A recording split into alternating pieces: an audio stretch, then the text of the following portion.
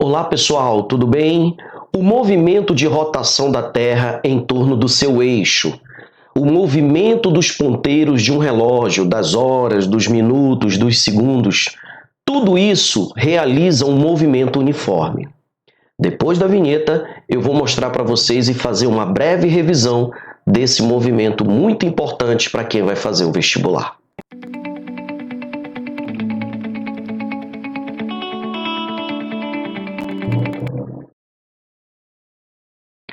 Olá pessoal, mais uma vez aqui, professor Mike. Não se esqueça de se inscrever aí no nosso canal, de compartilhar o nosso trabalho, se você está gostando, de compartilhar as nossas aulas, tá? E o que é mais importante, dê o like aí, não esquece, vai logo aí embaixo, ó, dê um like aí dizendo que você está gostando da aula, tá bom? E aí a gente continua produzindo as melhores aulas para vocês, tá certo? Então, olha só, pessoal, hoje nós vamos estudar um movimento muito importante, que é o chamado movimento uniforme, né? O movimento uniforme é aquele movimento em que a partícula percorre distâncias iguais em um mesmo intervalo de tempo, né? Como ela vai percorrer distâncias iguais em um mesmo intervalo de tempo, significa que essa partícula, então, ela vai ter uma velocidade constante, né? A sua velocidade, ela não vai variar, tá?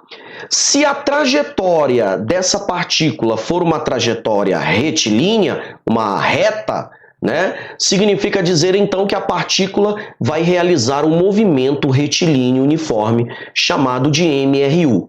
Tá? Essa trajetória ela pode ser qualquer trajetória, né? Você tem aí o chamado MCU, movimento circular uniforme. Significa que a trajetória agora passa a ser uma trajetória circular. Na nossa videoaula de hoje, nesse caso, nós vamos estudar as trajetórias retilíneas, né? Onde a trajetória ela passa a ser uma reta, tá ok? Pois bem, dentro do movimento uniforme, nós temos que saber como determinar o que nós chamamos de velocidade escalar média, né? A velocidade escalar média, ela vai ser calculada como sendo a variação de espaço dividido pela variação de tempo, né? Onde essa variação de espaço, ela vai ser o espaço final menos o inicial da partícula, dividido pelo tempo final menos o tempo inicial, né? Então, por essa equação, nós vamos determinar velocidade escalar média. Pois bem, o espaço no sistema internacional, vocês sabem que a gente tem que trabalhar com as grandezas todas no sistema internacional, né?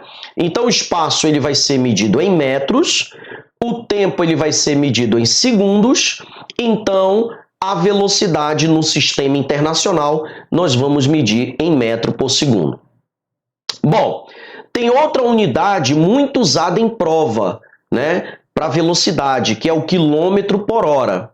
Mas, se nós precisarmos converter para metro por segundo, é só nós dividirmos o valor que está em quilômetros por hora, dividir por 3,6.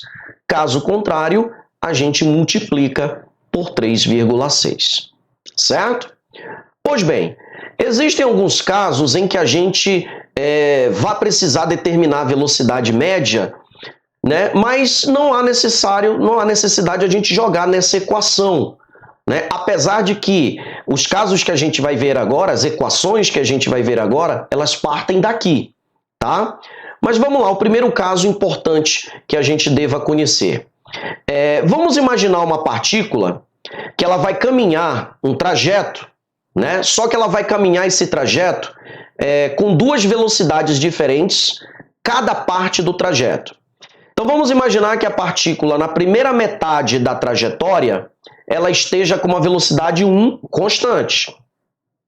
Quando ela passa para a segunda metade, ela passa a ter uma velocidade 2, também constante, né? Quando se divide a trajetória ao meio e a partícula anda com uma velocidade na primeira metade e outra velocidade na segunda metade, nós vamos determinar a velocidade média nesse caso como sendo 2 vezes V1 vezes V2 sobre V1 mais V2, né? Então, quando nós tivermos esse caso, nós vamos calcular a velocidade média por essa equação. Pessoal, essa equação, ela surge desta aqui, tá? Ela surge dessa equação. A gente só não vai demonstrar porque não é o caso agora da videoaula de hoje, tá certo? Então, dividiu-se a trajetória ao meio, a primeira metade com uma velocidade constante, a segunda metade com outra velocidade constante, então nós vamos calcular a velocidade média por aqui, tá? O segundo caso é quando a partícula parte de uma posição para ir se deslocar até uma outra posição. No trajeto todo, nessa primeira parte do trajeto, a partícula vai ter uma velocidade v1 gastando um tempo t1. Na outra parte do trajeto, que não necessariamente precisa ser a metade, a partícula vai ter uma velocidade 2 e um tempo 2. Nesse caso, né, a velocidade média, aí, como ele quer a velocidade média, né, vou botar aqui, em todo o trajeto, né, em todo o trajeto, então a velocidade média vai ser a distância total realizada pela partícula, seria essa distância toda aqui, ó, dividido pelo tempo total. Tempo total, tá? E isso vai me dar uma equação assim, né? Velocidade média será... Bom, aí a gente sabe, né, que isso aqui como ele deu a velocidade, deu o tempo, se a gente jogar o tempo para cá, esse espaço total é S1 mais S2, dividido pelo T1 mais T2, né? Eu vou somar o espaço total e dividir pelo tempo total.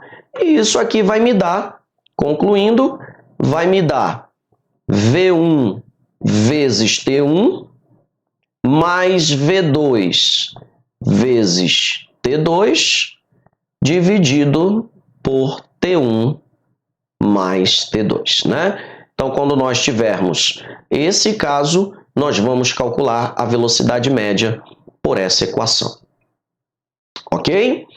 Pois bem, outra coisa importante do movimento uniforme é que todo movimento na física ele é regido por uma função, por uma equação, né?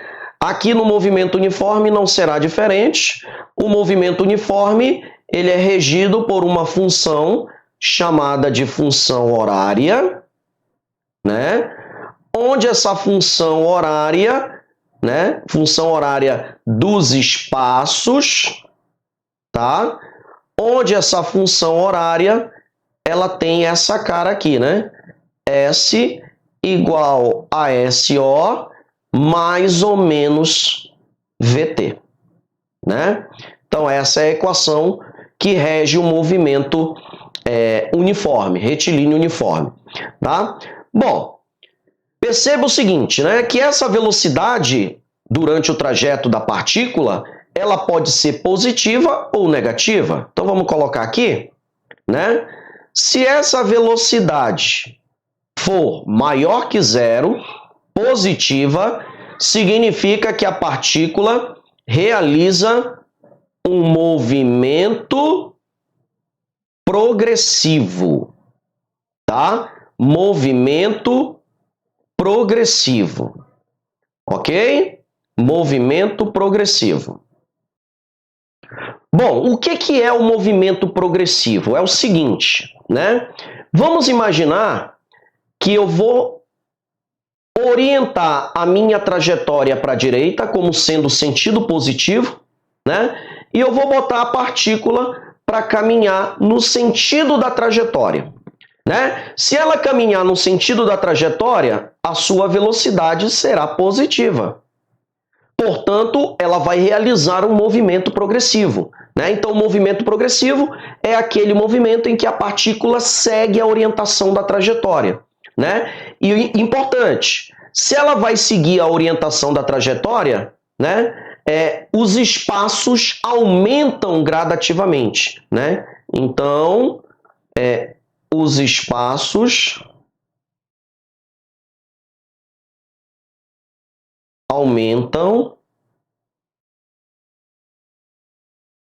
Vou botar assim, os espaços aumentam, né? Então, por exemplo, é como se a partícula tivesse no quilômetro 1, ela fosse para o quilômetro 2, quilômetro 3, para o quilômetro 4, quilômetro 5, aumentando os espaços. Então, o movimento também será chamado de progressivo, tá?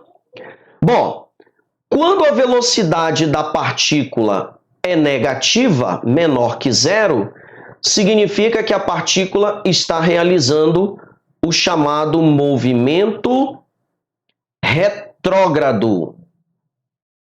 Movimento retrógrado, tá? O movimento retrógrado, ele é o contrário do movimento progressivo. Como assim, Mike?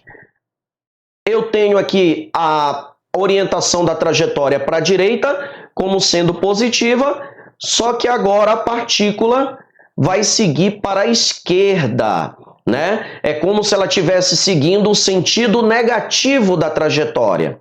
Aí a velocidade passa a ser negativa, portanto a partícula realiza um movimento retrógrado. O que a gente observa aqui então nesse movimento? Que os espaços diminuem no decorrer do tempo, né?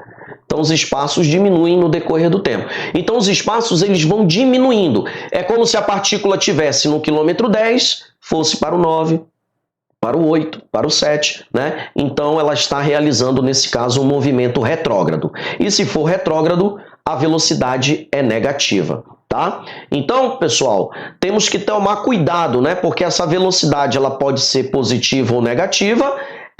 O movimento ele pode ser progressivo ou retrógrado, tá? Bom, outra coisa importantíssima para esse tipo de movimento é justamente o gráfico, tá? O gráfico do espaço em função do tempo, né? Por que do espaço em função do tempo? Porque o movimento uniforme ele é regido somente por essa função. Então, o que nós vamos fazer? Montar o gráfico do espaço em função do tempo, né? Só vamos lembrar de uma coisa importante para a nossa aula, que é o seguinte: a revisão de função do primeiro grau. Tá? Bom, toda função do primeiro grau, ela tem esse comportamento. Y é igual a ax mais b, né? Esse a, ele pode ser positivo ou negativo, né? Esse cara lá na função, ele é chamado de coeficiente angular. E esse cara aqui, ele é chamado de coeficiente linear, tá? Qual é a função do coeficiente angular? Né? Ele pode ser positivo ou negativo. O coeficiente angular, ele vai comandar o crescimento e o decrescimento da reta. Ele comanda a inclinação da reta, né? Se o A for positivo, significa que o gráfico da minha função é uma reta crescente. Se o A for negativo, significa que a minha reta de representação do gráfico da função é decrescente.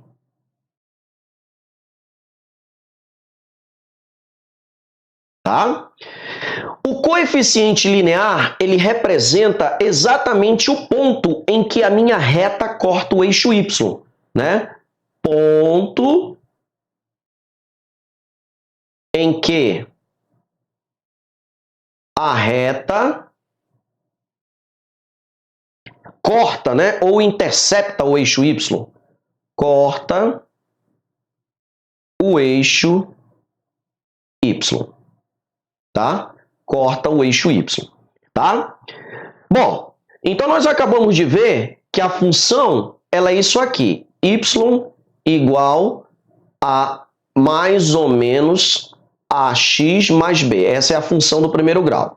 Se eu trocar de posição aqui, jogar o b para frente e o a para trás, não vai mudar nada, não.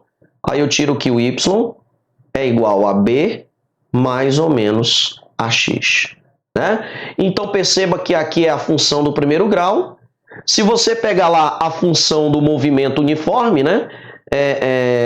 Nunca é tarde dizer que isso aqui, pessoal, a equação, a função do movimento uniforme, a gente costuma chamar de função sorvete, né? Se você olhar aqui, ó, forma a palavrinha sorvete, né? Falou na função sorvete, é na função horária do movimento uniforme, tá? Se você pegar essa função e colocar embaixo dessa, você vai ver que essa função sorvete também representa uma função do primeiro grau. Olha aqui, ó.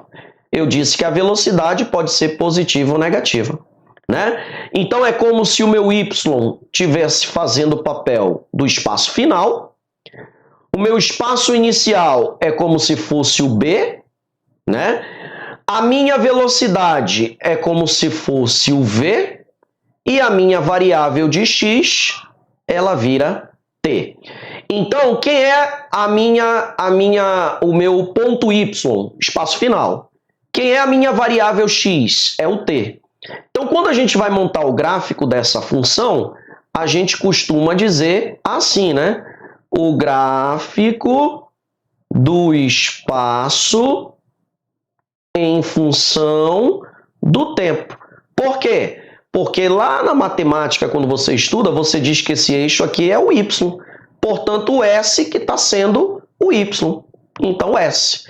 E o X está sendo o T. Então, a gente substitui o X pelo T. Por isso, espaço em função do tempo. Tá? Então, nós vamos fazer primeiramente para quando a velocidade é positiva. Tá? Lembrando que o A é o coeficiente angular. Na minha função dos espaços, quem está sendo o meu coeficiente angular? A velocidade, ó. Então, a velocidade é quem vai comandar a inclinação da reta. Se ela for positiva, a minha reta vai crescer. Então, eu já sei que a minha reta cresce, né? Eu já sei que a minha reta cresce, velocidade positiva, portanto, eu tenho aí o movimento progressivo, certo? E lembra que o coeficiente linear é o ponto em que a reta intercepta o eixo y, né? Quem está fazendo o papel de coeficiente linear? O espaço inicial. Portanto, esse ponto em que a reta intercepta o eixo y, que no caso é o S, é o espaço inicial. Beleza? Bom, o outro gráfico que nós temos é para quando essa velocidade, vou fazer aqui embaixo, né? É para quando essa velocidade ela for negativa, né? Para quando a velocidade for negativa. Se a velocidade é negativa, a minha reta vai decrescer. Vamos fazer aqui retinho, né? Olha aí, ó. Então agora o gráfico do espaço em função do tempo, né? Então agora, como a velocidade é negativa, o coeficiente angular, a minha reta decresce, né? Então agora a minha reta vai decrescer, onde o ponto em que ela intercepta o eixo S é o SO. Tá certo? Então esses são os dois gráficos que costumam cair, né, nas provas de vestibular. Agora, detalhe, pessoal, tem um gráfico que a gente comenta muito também, que é o gráfico da aceleração em função do tempo, né? Gráfico da aceleração em função do tempo. Bom, quando é que o movimento tem aceleração? Quando a velocidade varia. Só que nós estamos estudando o movimento uniforme. E o movimento uniforme, a aceleração não existe, porque a velocidade não varia. Então, a gente diz que a aceleração é zero no movimento retilíneo uniforme. Portanto, se nós fôssemos montar o gráfico da aceleração em função do tempo, como seria esse gráfico? A aceleração sempre nula com o passar do tempo, né? Portanto, o meu gráfico seria esse, ó, né? A minha aceleração jamais iria mudar, né? Jamais ela ia variar. Não tem variação de velocidade. Então, se não tem variação de velocidade, ela é zero. Então, ela é uma reta que segue o eixo dos tempos, né? Onde o seu valor segue em cima do eixo dos tempos, onde o seu valor sempre será zero com o passar do tempo, né? Então, esse seria o gráfico da aceleração em função do tempo. Tá certo, pessoal? Bom, era isso que eu tinha para falar para vocês na videoaula de hoje, né, na nossa revisão de mecânica. Como eu falei para vocês, né, que a nossa videoaula de hoje seria um assunto de mecânica e eu escolhi aí o movimento uniforme para a gente fazer uma revisão geral. Tá? Na nossa próxima videoaula, nós vamos aqui postar algumas questões, vamos resolver duas questões de movimento uniforme, questões do estilo que mais caem na prova do Enem, no vestibular militar também, tá bom? Pessoal, não esqueça, tá?